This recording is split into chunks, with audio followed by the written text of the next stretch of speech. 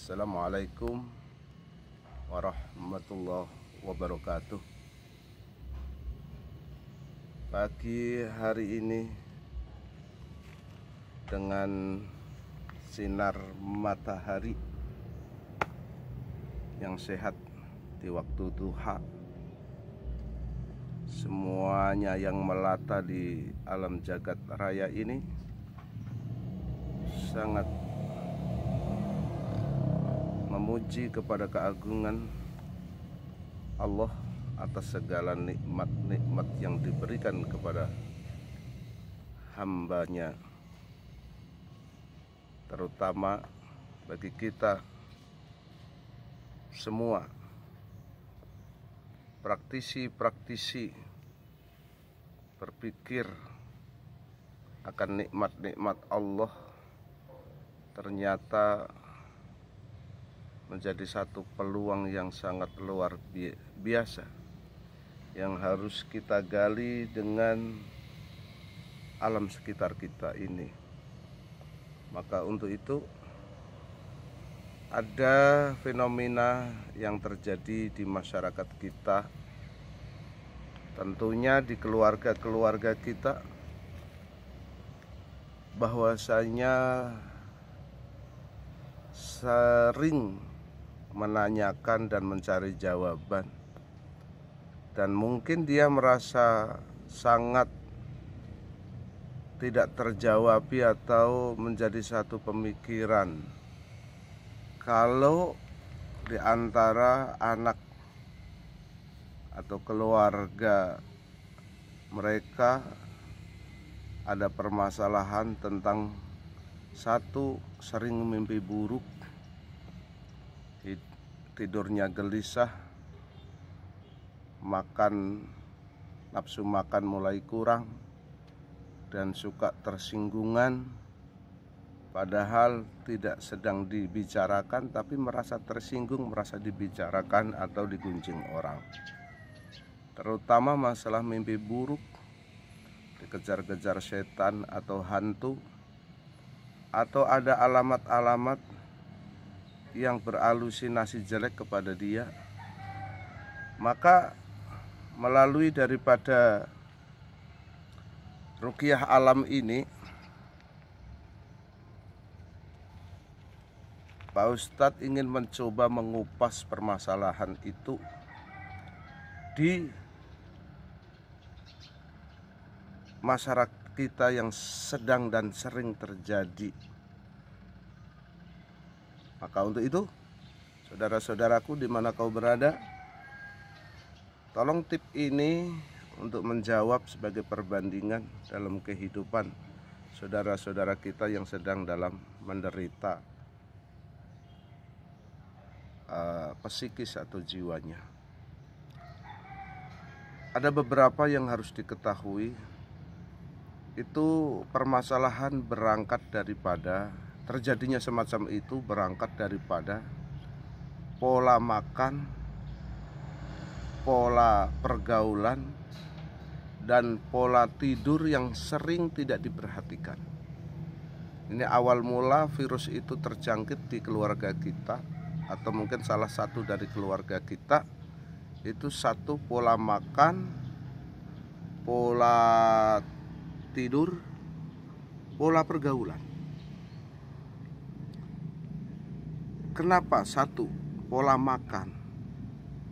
Anak-anak kita ini dalam satu sistem atau dalam satu pola yang seolah-olah wajar, tapi tidak dibenarkan oleh kesehatan. Di antara pola itu terjadi dari mulai anak bangun pagi,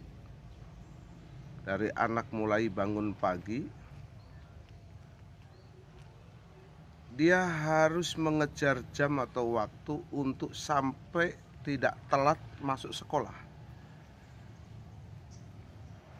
Sehingga setelah dia selesai mandi pagi, dia mengejar supaya tidak telat masuk sekolah, dan terlupakan itu sarapan pagi. Mungkin hanya bisa minum, kadang-kadang minum juga oleh orang tuanya itu dipaksa-paksa, dan kadang-kadang juga sarapan juga nggak dimakan, atau kadang-kadang juga belum siap mempersiapkan sarapan. Akhirnya dia berangkat dan sampai di sekolah, masuk ke kelas, menerima beban pelajaran, ketemu dengan minum dan sarapan itu di waktu istirahat, saudara. Apa yang terjadi kalau sudah pola anak kita seperti itu? Sekian daripada sehari, 2 hari, 1 minggu, sampai setahun dia sekolah. 3 tahun mungkin dia selesaikan sekolah itu dengan sistem dan pola cara makan, pola makan yang salah. Setelah dia istirahat, apa yang harus pertama dikonsumsi?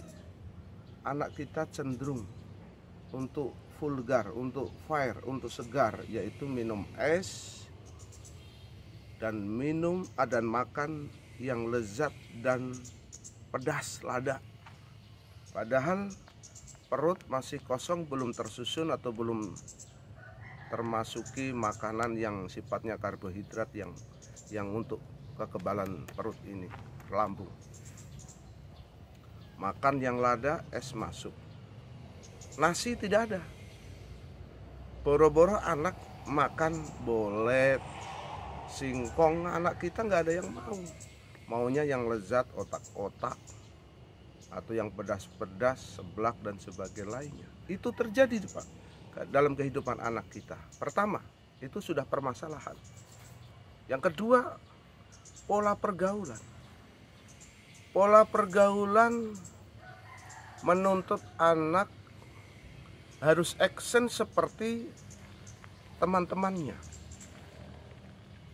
Di antaranya merokok bagi laki-laki atau perempuan terjadi. Yang kedua, selalu tidak menghiraukan komunikasi kepada orang lain dengan menggunakan alat elektronik yang hari demi hari. Atau dituntut dalam pergaulan alkohol. Begadang malam, ya, alkohol.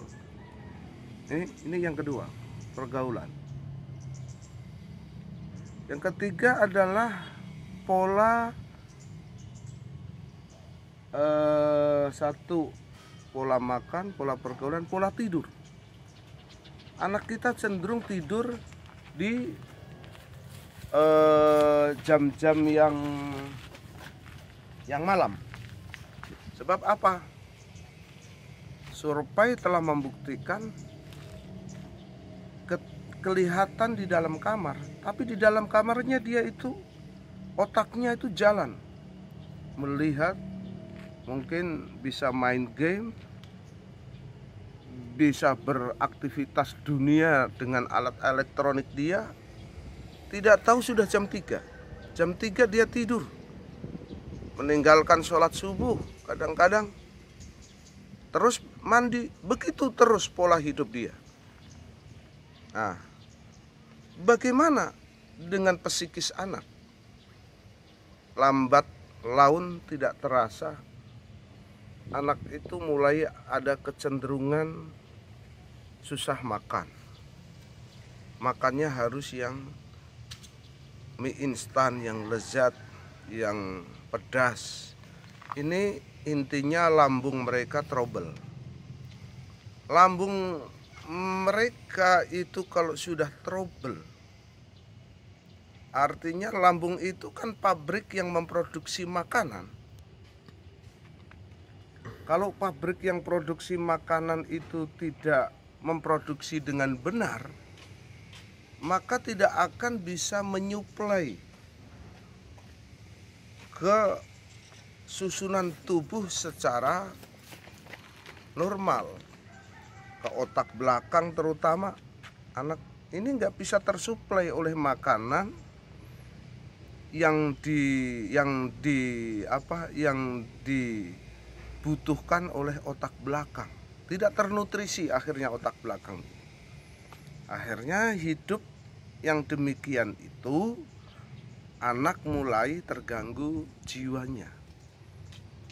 Pertama, dia bisa melawan orang tua.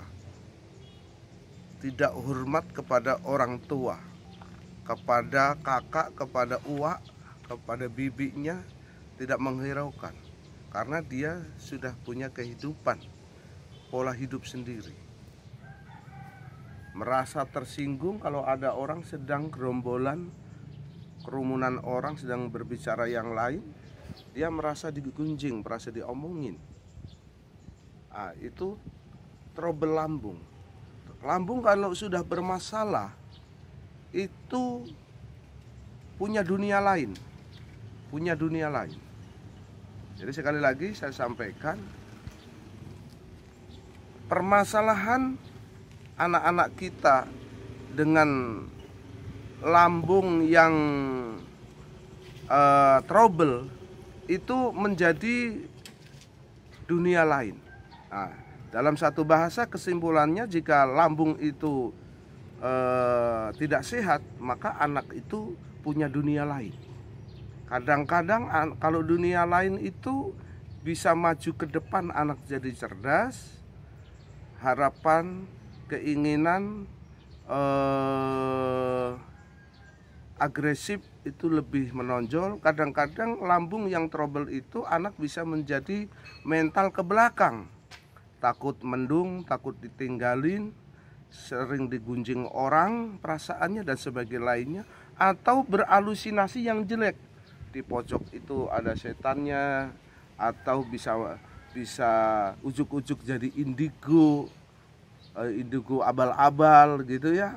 Itu karena apa? Karena lambung yang dari pola hidupnya yang salah. Selanjutnya, lambung menjadikan problematika dalam psikis mereka, anak-anak kita. Ditambah dengan pergaulan ataupun dengan pola tidur yang salah. Sebetulnya masih banyak sekali yang harus disampaikan dalam menjawab anak sehingga terjadi kejahatan dalam jiwanya, yaitu satu, tidak bisa tidur, mimpi buruk, ataupun gangguan-gangguan psikis yang lainnya. Maka ada tip yang sangat bagus untuk anak kita, yaitu pertama, perhatikan dari pola makan, pola tidur, pola pergaulan anak kita. Konsumsi jamunya herbal, secara herbal ini saya tunjukkan, ada ini di sini ya, coba ini di sini ada rumput yang namanya putri malu kalau dalam bahasa Indonesianya. Ini putri malu ini kalau dipegang itu dia malu, merungkut, atau dengan bahasa lain kriut, atau bahasa Sunda dengan bahasa yang lain adalah kidelit.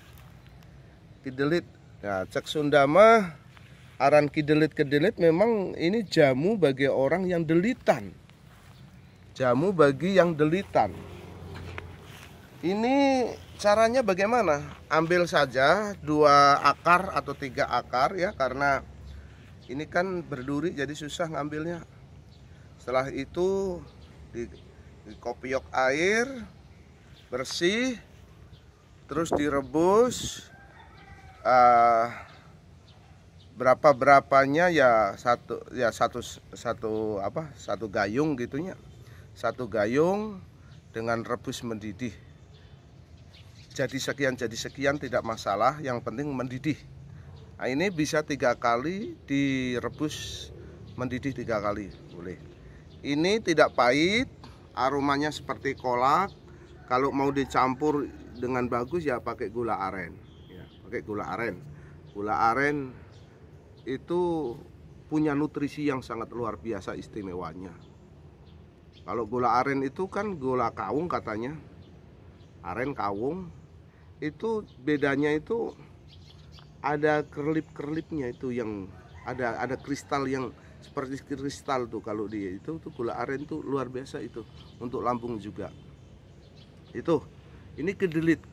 Jadi bagi anak Anda yang delitan, suka tersinggungan, mimpi buruk, jamunya ini kidelit atau kriut atau putri malu. Selanjutnya pola tidurnya usahakan dalam terapi jangan pakai bantal dulu. Jadi mengusahakan untuk memberi keleluasaan sirkulasi darah atau oksigen ke otak. Jangan pakai bantal dulu.